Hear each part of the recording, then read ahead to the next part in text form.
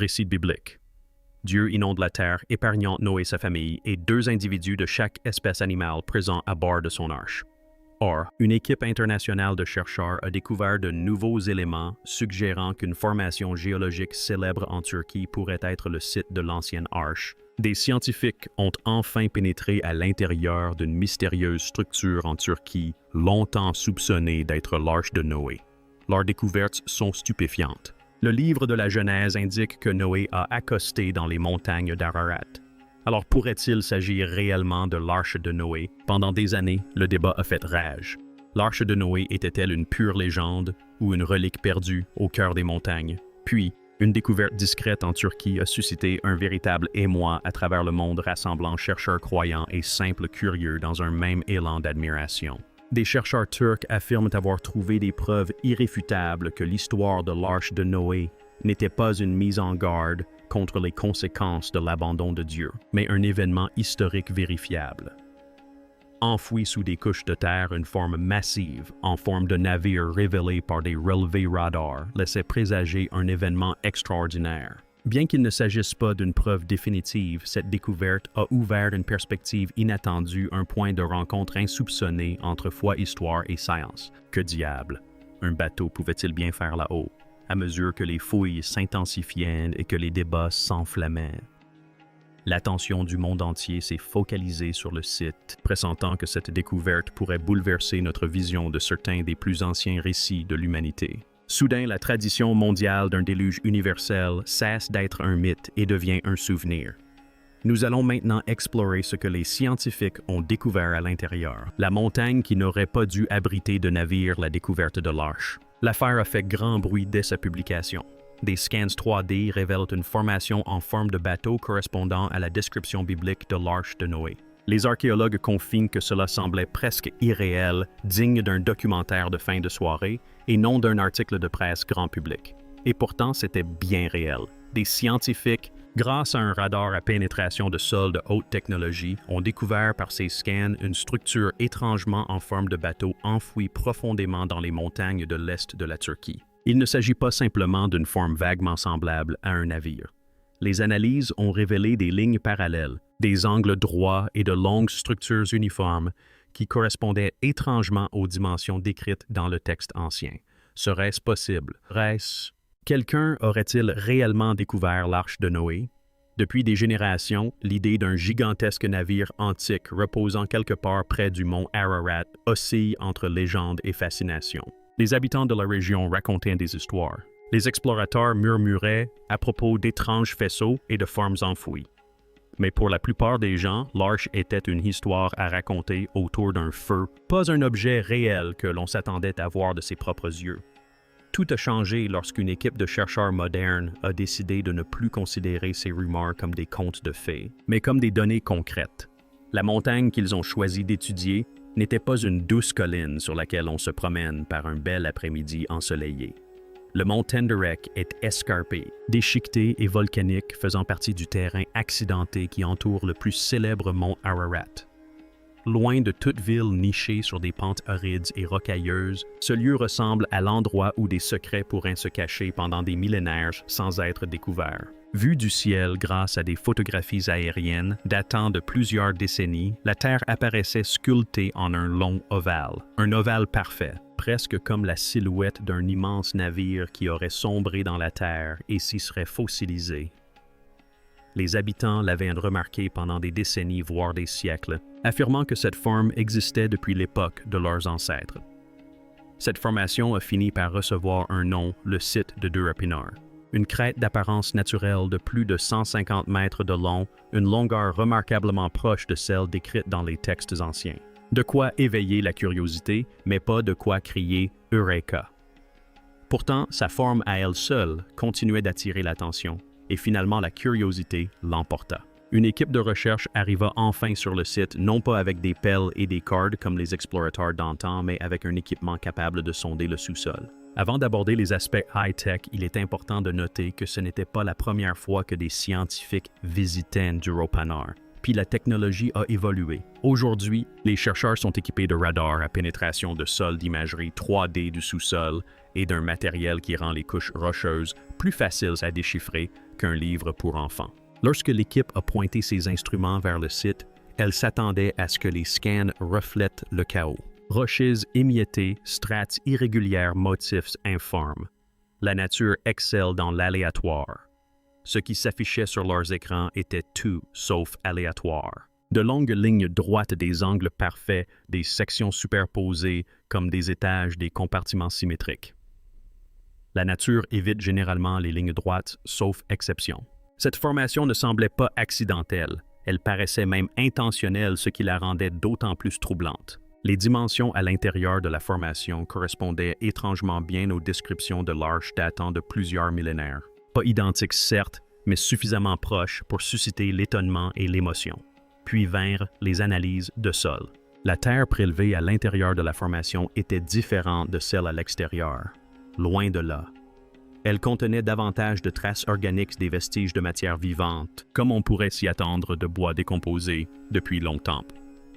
Les niveaux de minéraux étaient également différents, et même les plantes, poussant directement au-dessus de la formation, présentaient de subtiles différences par rapport à celles du sol environnant. C'était comme si la terre sous la surface conservait la mémoire d'un passé ancien enfoui là, et les surprises ne s'arrêtaient pas là. Autour du site se dressaient plusieurs dalles de pierres massives, percées de trous près du sommet, presque comme des ancrages ou des stabilisateurs. Certains explorateurs des premiers temps avaient suggéré que ces pierres avaient servi à stabiliser un immense navire face au fort courant. Les habitants ignoraient qui les avait taillées et quand, mais ils affirmaient qu'elles avaient toujours été là. Les familles vivant à proximité se transmettaient des histoires de génération en génération, des récits d'objets insolites mis au jour après les tempêtes d'étranges morceaux de bois pétrifiés trouvés en haute montagne, de vieilles traces ferreuses incrustées dans le sol. Rien de concluant en soi, mais suffisamment d'indices pour entretenir la curiosité. Certains explorateurs au cours des dernières décennies ont affirmé avoir trouvé des morceaux de bois pétrifiés de longs segments plats ressemblant étrangement à des planches. D'autres ont décrit des vestiges métalliques comme si quelque chose avait jadis renforcé la structure. Nombre de ces affirmations ont suscité de vifs débats, mais elles ont contribué à alimenter l'intérêt à chaque nouvelle équipe. Même le gouvernement turc s'y est intéressé. Le site est finalement devenu un parc national protégé, non pas parce que quiconque l'avait identifié comme l'Arche de Noé, mais en raison de son immense valeur culturelle et historique. Pourtant, rien n'était comparable au moment où les scientifiques ont exploré le site plus profondément que quiconque auparavant.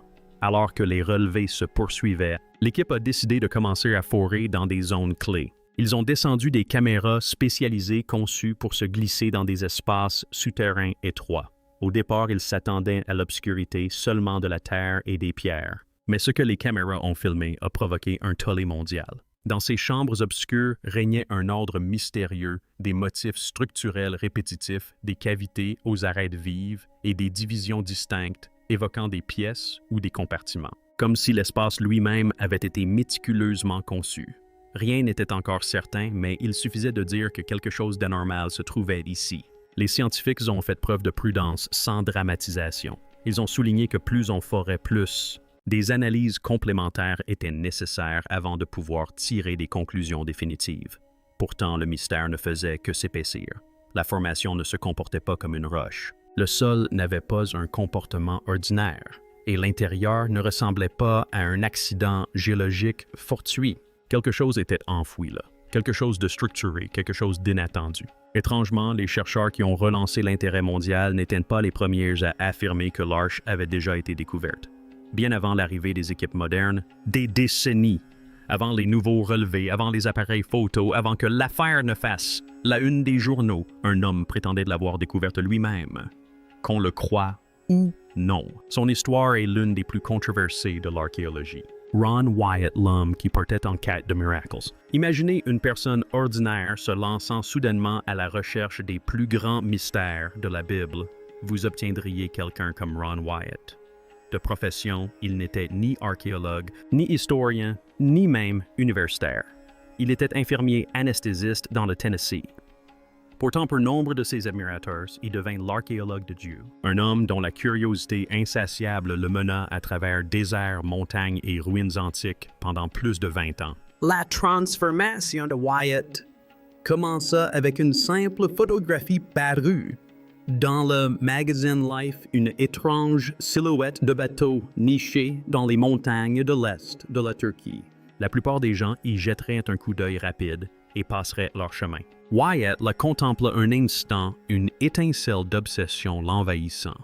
Et si par hasard cette forme étrange était les vestiges de l'arche de Noé? Cette pensée l'obséda. Et c'est ainsi que débuta sa quête de 22 ans pour exhumer les traces matérielles de l'histoire biblique. Pour ses disciples, Wyatt était un Indiana Jones des temps modernes, moins adepte des coups de fouet et plus enclin à la prière. Pour les sceptiques, c'était un rêveur bien intentionné poursuivant des chimères. Mais quelle que soit l'avis qu'on portait sur lui, son ambition était indéniable. Wyatt ne se contentait pas de viser haut, il visait les cieux.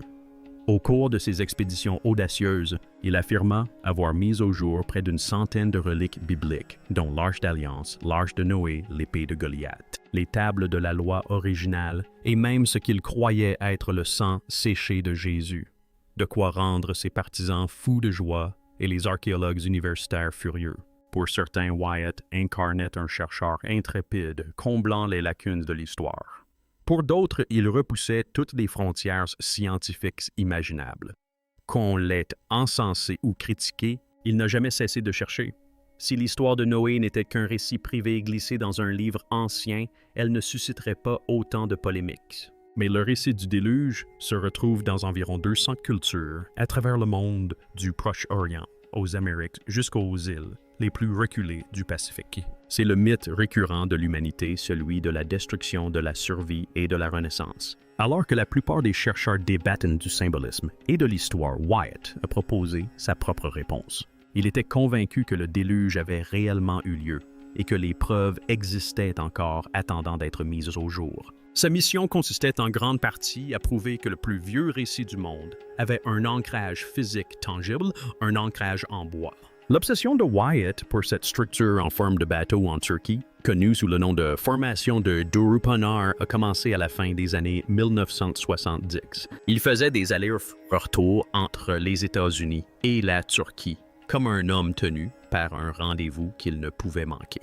Sur place, Wyatt a déclaré avoir découvert une multitude d'indices fascinants. Il était convaincu que le bois pétrifié correspondait aux membres des navires antiques. Il interprétait des objets métalliques en forme de support, comme des fixations perdues depuis longtemps. D'étranges formations rocheuses en forme de côte dessinaient le contour d'un immense trou et des motifs géométriques dissimulés sous la surface laissaient entrevoir les vestiges d'une structure humaine. Il montra même d'imposantes pierres dans les villages voisins, des monolithes percés de trous, peut-être des pierres d'ancrage utilisées pour stabiliser un navire géant en eau tumultueuse. Pour Wyatt, le récit prenait forme. La taille correspondait à celle de l'arche biblique. La géologie semblait corroborer ces hypothèses et les artefacts locaux suggéraient un passé maritime. Après des années d'expéditions sur le terrain, de photographies, de conférences et de petites fouilles, il était persuadé d'avoir trouvé ce que des générations savaient chercher. Mais tout le monde n'était pas convaincu. Loin de là. Archéologues, géologues et chercheurs professionnels ont vivement contesté ces dires, notamment concernant la formation elle-même, un phénomène naturel, insolite, façonné par l'érosion et les failles, et non par un travail de charpente. Les critiques ont également remis en question les méthodes de Wyatt. Il n'avait pas de formation archéologique formelle, ne documentait pas toujours ses découvertes selon des procédures rigoureuses et s'appuyait parfois sur son intuition là où la science exigeait des données mesurables. Certains l'accusèrent d'interpréter les phénomènes naturels à travers le prisme biblique. D'autres le considéraient comme sincère mais égaré. Ses partisans, en revanche, affirmaient que Wyatt avait été écarté non pas faute de preuves suffisantes, mais en raison de préjugés universitaires, parce qu'il remettait en question les conceptions établies du monde. Ils estimaient que les institutions n'étaient pas prêtes à accepter des découvertes susceptibles d'ébranler les fondements scientifiques ou religieux. Héros ou hérétique. Wyatt a déclenché un débat qui perdure. Il n'était ni le premier ni le dernier à se lancer dans la quête de l'arche. Depuis des siècles, voyageurs, pilotes, soldats et explorateurs murmurent de l'existence d'une structure colossale dissimulée dans ces montagnes. Certains prétendent avoir aperçu des poutres de bois à travers la neige. D'autres jurent avoir vu du ciel la silhouette d'un navire, et Wyatt était déterminé à prouver que ces rumeurs étaient fondées à la poursuite de la légende, une longue et étrange histoire de découverte d'arches. Depuis des millénaires, une histoire oscille entre foi et légende, entre écriture et réalité plausible. Selon des textes anciens, un homme nommé Noé aurait construit une immense arche, à la fois canot de sauvetage et zoo flottant pour survivre à un déluge qui bouleverserait le monde. Qu'on la considère comme un fait historique ou un mythe, l'arche elle-même est rapidement devenue l'un des plus grands mystères de l'humanité. Si elle a réellement existé, où a-t-elle fini sa course? Enfouie sous la boue prisonnière d'un glacier ou disparue à jamais, ne laissant derrière elle qu'une légende, des générations d'explorateurs, d'érudits, de randonneurs de bergers. De soldats et de rêveurs ont tenté de répondre à cette question, et leurs recherches forment un étrange chemin sinueux jalonné d'espoir et d'incertitude, qui s'étend de l'Antiquité à la découverte finale d'aujourd'hui, qui met un terme à tout. Bien avant les satellites et les radars des auteurs antiques avançaient déjà des affirmations audacieuses. Au 1er siècle, l'historien juif Flavius Joseph affirmait avec assurance que des vestiges de l'arche se trouvaient en Arménie sur une chaîne de montagnes, plus tard associée à l'Ararat. Dans la Turquie actuelle, il n'était pas le seul. Les premiers commentateurs chrétiens, les érudits médiévaux et plus tard les géographes musulmans, tous affirmaient que l'arche était un objet réel niché quelque part en haute montagne. Ces affirmations ne se limitaient pas au cadre biblique. Les mythes du déluge apparaissent partout dans le monde, de la Mésopotamie à l'Inde en passant par l'Amérique centrale. L'idée d'un immense navire protégeant la vie n'était pas seulement un concept hébraïque. Elle devint un symbole culturel partagé. Irving du British Museum découvrit même une tablette babylonienne décrivant une immense barque circulaire, une coufa massive aux dimensions précises. Une réplique construite en Inde flotta effectivement.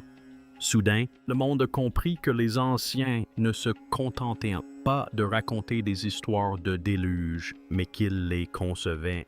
Ainsi, l'arche, qu'elle soit un navire physique ou une métaphore universelle, exerce une véritable fascination. Les religions se l'approprièrent. Les conteurs l'ont enrichi. Les aventuriers, quant à eux, voulaient le trouver. Bien avant les drones et les caméras haute résolution, la recherche reposait principalement sur le bouche à oreille et le hasard. Des voyageurs du Moyen Âge affirmaient avoir aperçu de vieilles poutres de bois en haute montagne, parfois après des éboulements ou durant l'été lorsque la neige fondait. Les bergers locaux échangeaient des récits de formes sombres émergeant de la glace et d'objets étranges révélés par la fonte des glaciers. Étaient-ce des fragments de l'arche ou simplement les illusions de la montagne? Nul ne pouvait l'affirmer avec certitude, faute de preuves suffisantes. À l'aube de la Première Guerre mondiale, les soldats et les pilotes stationnés dans la région ne firent qu'alimenter les rumeurs. Des aviateurs rapportèrent avoir aperçu de grandes structures émergeant de la fonte des glaces. D'autres affirmèrent avoir aperçu quelque chose qui ressemblait étrangement à la coque d'un immense navire, mais la guerre les obligea à se déplacer, et le climat de la montagne n'était guère propice aux visites ultérieures.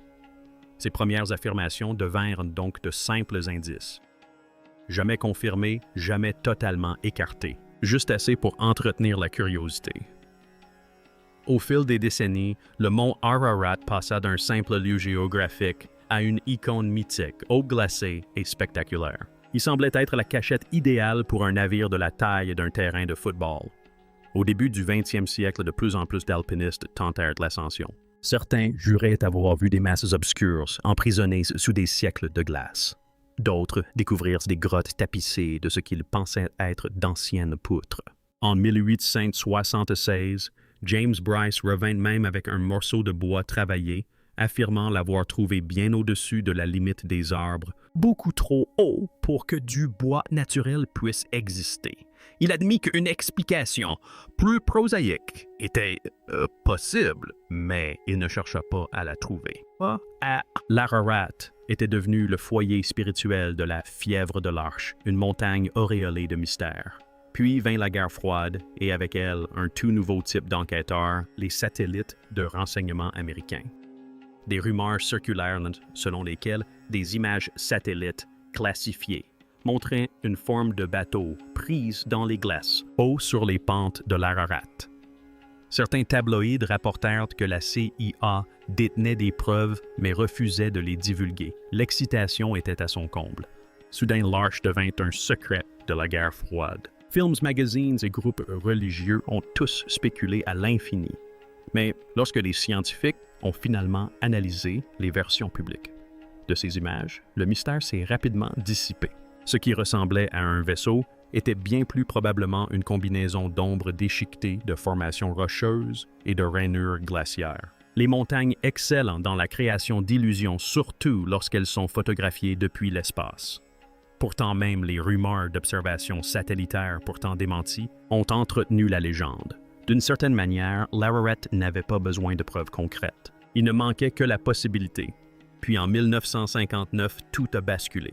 Lors d'une mission de cartographie aérienne de routine, le capitaine Ilhan Durupanar de l'armée turque a aperçu quelque chose qui l'a interpellé et a zoomé.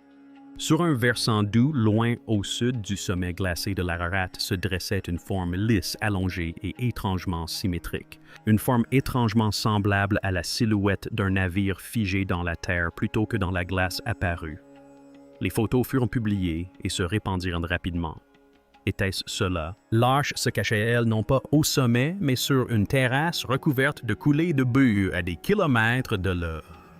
Dans les années 1960, les premiers chercheurs se rendirent sur place, effectuèrent des relevés sommaires et étudièrent le terrain. Leur conclusion géologiquement intéressante, certes, mais naturelle des couches de boue, de lave et d'eau avaient ausculté le terrain en une forme évoquant un bateau.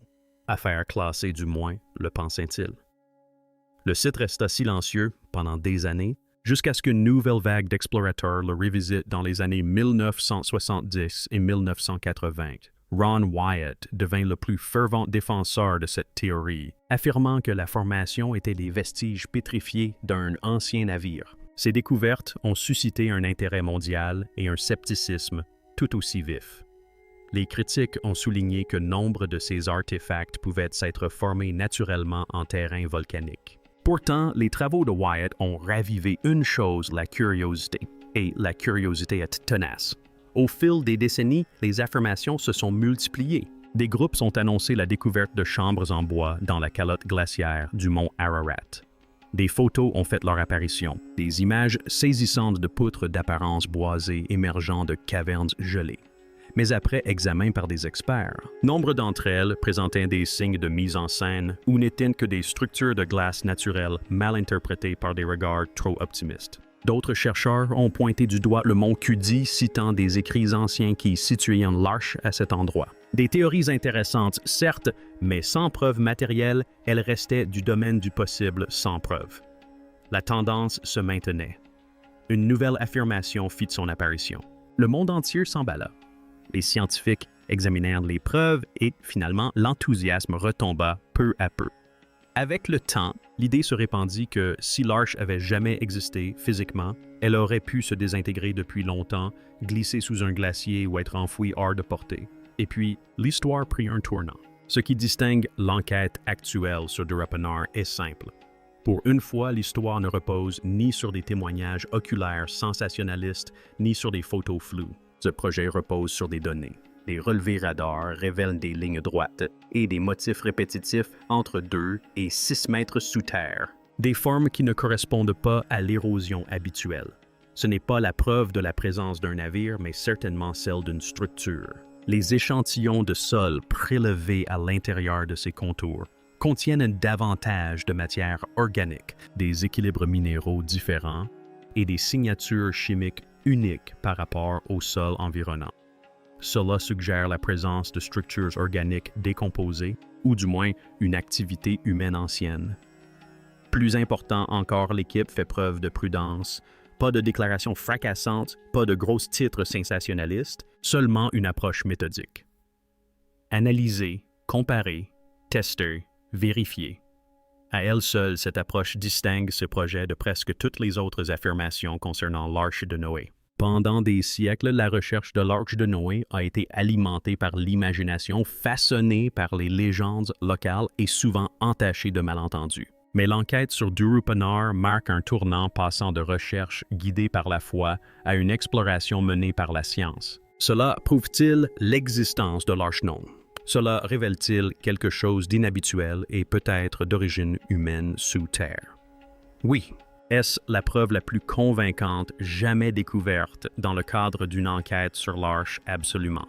Que cela apporte une réponse définitive ou ne fasse qu'épaissir le mystère? Une chose est sûre, après des millénaires d'histoires, d'observations et de rencontres fortuites. Les recherches sont entrées dans leur phase la plus prometteuse. Tandis que des explorateurs escaladaient des montagnes, un autre groupe de chercheurs tournait son attention dans la direction opposée vers le bas dans la mer. Et ça, où un tout autre type de preuve commençait à émerger. Les chasseurs d'inondations, les affirmations modernes, les doutes profonds et la recherche sous les vagues. Pour une histoire qui commence dans des textes anciens, la quête de l'Arche de Noé a un rythme étonnamment moderne. Elle vibre au rythme des photos d'espionnage de la guerre froide, des robots sous-marins, des images satellites et des explorateurs occasionnels dont l'enthousiasme dépasse parfois celui des bouteilles d'oxygène. Mais aucune figure n'a autant bouleversé les recherches que l'homme qui a découvert une épave si célèbre qu'elle est presque une célébrité à part entière. Quand Robert Ballard entre en scène dans une conversation archéologique, le silence se fait. C'est lui qui a cherché le Titanic et qui l'a réellement trouvé. Pas le genre de découverte vague sur une photo floue, mais le véritable géant rouillé gisant dans les profondeurs glacées. Alors lorsque Ballard annonça qu'il se penchait sur un mystère bien plus ancien lié aux mythes, aux écritures et à des millénaires de récits humains érudits, scientifiques et croyants s'y intéressèrent de plus près. Dans un entretien accordé à Christian Amanor en 2012, Ballard exposa sa mission « Explorer les profondeurs de la mer Noire à la recherche de preuves de l'existence d'un monde oublié, peut-être lié au récit du déluge de Noé ». Et comme Ballard jouissait d'une crédibilité que peu d'explorateurs pouvaient égaler, le monde universitaire ne le prit pas au dépourvu. Il ne s'agissait pas d'une simple rumeur. C'était la science avec la robotique à l'appui.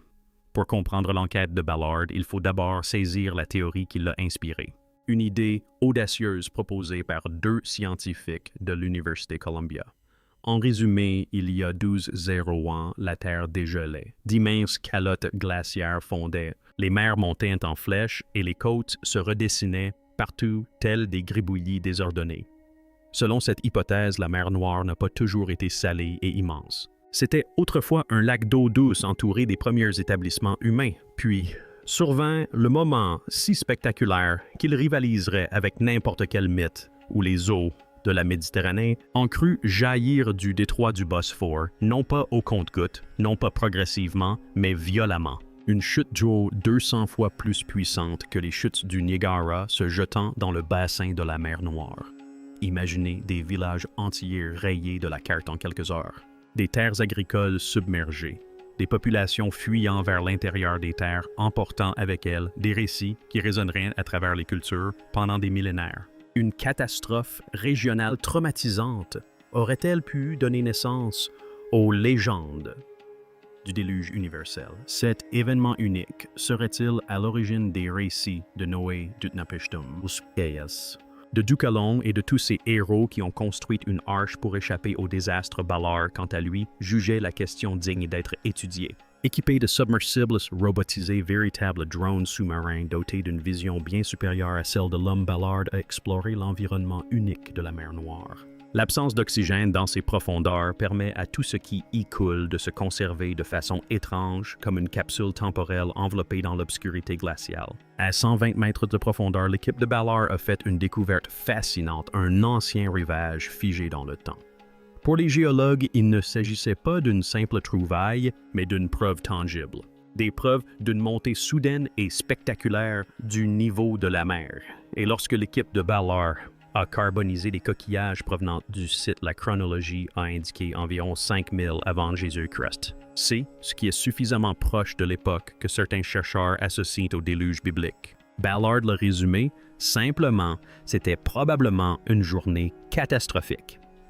Une inondation qui a englouti 150 km² de terre serait en effet qualifiée de terrible, voire apocalyptique. Et les artefacts découverts par ces robots, outils, structures, traces d'anciennes terres habitées, suggéraient que les populations n'y vivaient pas seulement, mais qu'elles en avaient été violemment chassées. Mais cela prouvait-il pour autant l'existence de Noé? Non. Cela prouvait-il qu'une inondation gigantesque avait bouleversé la région et ses légendes? Un nombre croissant de scientifiques le pensaient. Et c'est là que les choses se compliquent. Certains chercheurs adhèrent pleinement à l'idée que l'inondation de la mer Noire fut catastrophique. D'autres affirment, certes, il y a eu une inondation, mais peut-être pas à cette échelle. Et puis, il y a des érudits qui soutiennent que l'inondation fut tout à fait pacifique. Lente progressive, elle était loin d'être suffisamment spectaculaire pour inspirer un mythe apocalyptique. Pourtant, cette idée persiste, notamment parce que presque toutes les cultures du monde racontent une histoire d'inondation. Le débat scientifique porte moins sur les données que sur la mémoire. Jusqu'où les récits peuvent-ils voyager? Comment évoluent-ils? Une catastrophe régionale peut-elle se transformer en légende universelle au fil des générations? Alors même que le monde universitaire se concentrait sur l'archéologie sous-marine, les montagnes refusaient de se taire, tandis que Ballard explorait les fonds marins d'autres retournant sur les crêtes et les ravins de la région d'Ararat, convaincus que l'arche s'y trouvait encore massive en bois et toujours là. L'une des légendes les plus tenaces provient des gorges d'Ahura au nord-est du mont Ararat. L'histoire commence avec George Hagapian, qui affirmait qu'en 1908, alors enfant, il avait marché sur le toit de l'arche, littéralement, après que son oncle l'eût hissé sur une étrange structure de bois enfouie sous la glace. C'est une histoire fascinante jusqu'à ce qu'on y regarde de plus près. Les dates de son récit ne correspondent pas, son âge non plus, et le voyage qu'il décrit aurait été quasiment impossible pour un enfant sans entraînement. Pourtant, des dizaines d'expéditions ont tenté de vérifier ces dires, utilisant toutes sortes de méthodes, de l'imagerie satellite aux périodes de fonte estivale. Aucune n'a rien trouvé.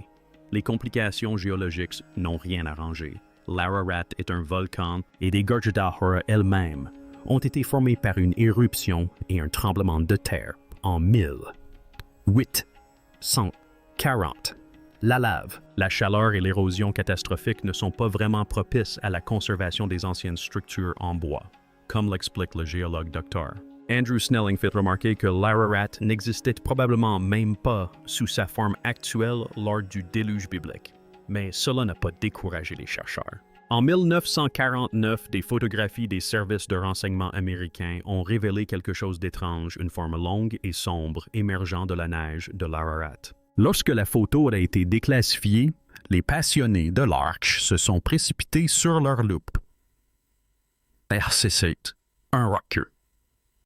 Des débris. S'agissait-il du plus célèbre navire de la Bible enfoui sous la glace? Une image satellite de 2003 a relancé la polémique, révélant cette fois une forme allongée aux proportions d'une arche. Certes, des rochers allongés existent, les ombres aussi. Mais pour les croyants, la ressemblance était trop frappante pour être ignorée. Cela n'a jamais rien donné de concluance. L'anomalie restera peut-être à jamais ce qu'elle a toujours été, un mystère façonné en grande partie par la neige et l'imagination. En 2010, NAMI, un groupe médiatique chrétien basé à Hong Kong affirma avoir découvert des pièces en bois sur le mont Ararat. Ils diffusèrent des images saisissantes de membres de l'équipe à l'intérieur d'une chambre en bois et annoncèrent avoir découvert des fragments de l'arche. L'information fit le tour du monde pendant environ 5 minutes. Puis les questions commencèrent à fuser. Pourquoi la pièce contenait-elle de la paille d'apparence fraîche? Pourquoi les toiles d'araignée étaient-elles intactes si le site était censé être inondable? Pourquoi l'emplacement n'avait-il pas été communiqué à l'équipe scientifique initialement invitée? Un Kurd du nom de Parachute fut finalement accusé d'avoir mis en scène les structures, construisant des répliques de décors de cinéma à des fins lucratives. On ignore encore si Nami a été dupé ou complice, mais cette accusation s'est effondrée face à l'examen. Les recherches modernes ne se concentrent pas toutes sur l'Ararat. Certains explorateurs proposent d'autres montagnes, comme le mont Sleeman en Iran. L'un des plus fervents défenseurs de cette hypothèse était l'explorateur Bob Cornuck, qui s'appuyait sur le témoignage d'Ed Davis, vétéran de la Seconde Guerre mondiale. L'équipe de Cornuck a découvert ce qui ressemblait à des roches en forme de poutres, un sanctuaire et des pelours fossilisés. Intéressant certes, mais probablement des formations naturelles. Les géologues ont souligné que les poutres étaient vraisemblablement des couches de sédiments érodés et non des planches pétrifiées. De plus, le mont Slemon se situe à 400 km de l'ancienne région d'Oratu, mentionnée dans la Genèse. Cette distance à elle seule rend la théorie difficile à défendre. Après des décennies d'affirmations spectaculaires, de photos douteuses, de souvenirs d'enfance et d'expéditions controversées, l'histoire de l'Arche est entrée dans une nouvelle ère. Un monde façonné moins par l'espoir et davantage par la recherche de pointe. Les montagnes se sont tues, les satellites continuent de bourdonner et les scientifiques persistent à débattre. Le plus grand déluge de tous les temps a-t-il eu lieu depuis un bateau échoué sur une montagne ou depuis un monde englouti sous les flots, face à la division entre scientifiques? Explorateurs et historiens, le débat dépasse le cadre de l'archéologie. Il devient une question de croyance d'identité et des récits que l'humanité choisit de préserver. Une montagne qui a divisé le monde et l'a uni. La découverte sur les flancs de cette montagne turque n'a pas seulement suscité l'intérêt, elle a réveillé quelque chose de plus profond, de viscéral, chez les croyants comme chez les sceptiques, car il ne s'agissait pas simplement d'une étrange structure souterraine. C'était un point de collision où la foi, la science, l'histoire et les aspirations humaines se heurtaient de plein fouet. Pour de nombreux chrétiens, l'éventualité qu'une formation en forme de navire, ressemblant étrangement à la description biblique, puisse réellement exister, fut comme la résurgence d'un souvenir d'enfance précieusement enfoui. Les histoires qu'ils écoutaient autrefois avec un émerveillement béat leur parurent soudain moins comme des contes pour enfants et plus comme l'écho d'une réalité tangible. Personne ne prétendait apporter de preuves définitives, mais même ce simple murmure donnait au monde un aspect un peu plus vaste, un peu plus ancien, un peu plus enchanteur. Les scientifiques, cependant, ont abordé le site avec la même rigueur que pour tout autre objet de la Terre sous leurs bottes au relevé radar qu'ils manipulaient. Avec une prudence teintée de curiosité, ils se sont demandé si les formes étranges enfouies sous terre étaient des vestiges de bois pétrifiés ou une simple coïncidence géologique. Ils ont examiné les lignes droites, les compartiments inattendus, les motifs du sol. Et tandis que certains admettaient que la silhouette sous la montagne ressemblait étrangement à un navire, d'autres rappelaient que la nature est une sculptrice hors pair. Les roches peuvent créer des illusions. La terre peut jouer des tours. Ce que certains considèrent comme une pirogue antique est pour d'autres une étrange formation de lave. Pourtant, cette structure ne ressemblait à aucun phénomène naturel de la région. Certains scientifiques se retrouvèrent dans une situation délicate, admettant qu'ils ne pouvaient pas tout expliquer. Pas encore. Historiens et chercheurs apportèrent un nouvel éclairage au débat.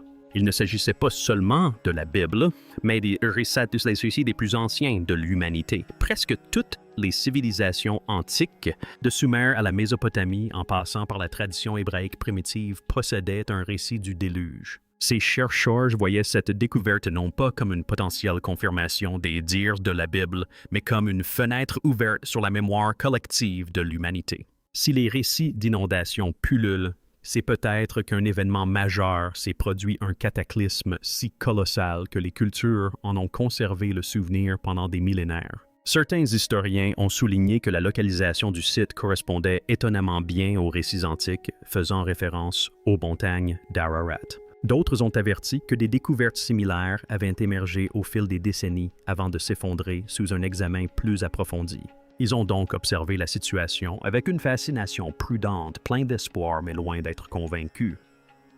Pendant ce temps, le monde a réagi comme seul le monde moderne sait le faire, avec une véritable frénésie. Des personnes qui bien ouvert un article d'archéologie de leur vie se sont soudain retrouvées à étudier des images radar comme si elles révisaient pour un examen final.